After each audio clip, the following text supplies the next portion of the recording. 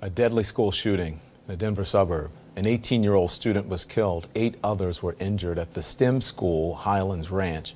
The school is located less than 8 miles from Columbine High. It was one of the schools closed last month on the 20th anniversary of the Columbine massacre amid security concerns. Police say 2 suspects are in custody. Let's bring in CNN's Nick Watt now with the very latest. Nick, good evening to you. You have been following this all day. What happened? Well, a regular Tuesday lunchtime at a school in Colorado, and 2 young men got deep onto that campus, according to the sheriff, and shot in 2 different locations, shot 8 of their fellow students. Now, we are told that there is a sheriff's deputy, a substation just a block away from the school. So deputies were on this scene within a couple of minutes. As they walked onto the campus, as they ran onto the campus, they heard more shots ring out. And we were told by an undersheriff earlier that when those deputies got onto the school property, they saw these 2 suspects engaged in some kind of struggle with members of the school, unclear whether they were staff or students, whatever. We're still waiting to hear on that. Those 2 suspects were then taken into custody. One of their homes is right now being searched by authorities. And you mentioned Columbine, only 7 or 8 miles away from this school. Now, the sheriff said that today the quick action of those deputies really helped. And that is partly because everything changed after Columbine. It used to be that authorities stood back, set up a perimeter. Now they go in. And the sheriff today saying that quick action, he believes, saved lives. Don? Just an awful situation. Nick Watt, thank you for your report.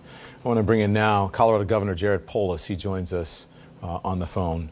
Governor, thank you so much. So sorry for what happened, but we appreciate you joining us here on CNN and explaining to. Well, you know, Don, wish I was on under different circumstances. Yeah. I know that, you know, America mourns with the victims' families, and certainly Colorado does. And you know, it's what a tragedy for everybody that it impacted.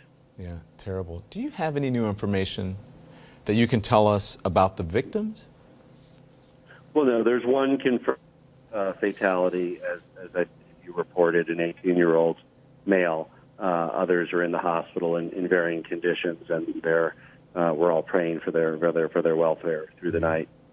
You know, as we look at this video, it's just of the students trying to comfort each other, and they were, you know, out of school as they ran out of school. It is heart-wrenching. How are people at Highlands Ranch in that area? How are they doing tonight? Well, you know, this is a upscale community. It's a science, technology, engineering, math charter school. Really, many friends of mine and people we know attend this school. I think so many are relieved to find their children safe. I mean, if you saw some of the video of the parents, you know, running to the center to arrange to pick up their kids afterwards, it was done in an orderly way. The kids were moved to the pickup site. The system worked in that sense. And of course, if not for the courageous and prompt response of our first responders, the situation could have been far more tragic than it was. Absolutely. Can you tell us anything new about the investigation? Well, no, it's an ongoing investigation, as Sheriff Spurlock, who's done a terrific job with this, said in his most recent press conference.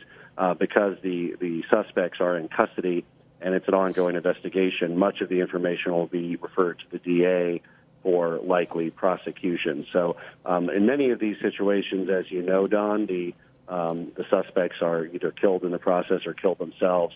In this one, we do have confirmed 2 suspects that have been apprehended and will almost certainly be prosecuted with multiple witnesses and strong forensic evidence that's being investigated. You know, as I introduced you, I talked about, you know, about the anniversary and what's going on in Colorado, the 4th school shooting in Colorado since Columbine 20 years ago.